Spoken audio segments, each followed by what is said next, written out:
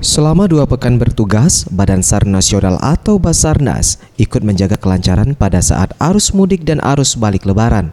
Sebanyak 12 personil disiapkan pada pos terpadu di Pelabuhan Tanjung Api-Api. Sejumlah peralatan seperti mobil komunikasi dan kapal lengkap dengan atribut pelindung disiapkan untuk berjaga-jaga.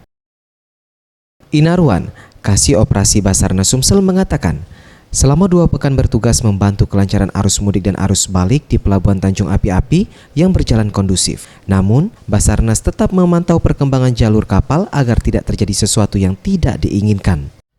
Sejauh ini kondisi H- plus khususnya plus ini kondisinya aman aman artinya kita selalu standby, monitor, memantau aktivitas baik yang dari Tanjung Kalian menuju Tanjung Api-Api maupun dari Tanjung Api-Api menuju Tanjung Kalian kondisinya kondusif kita pantau selalu.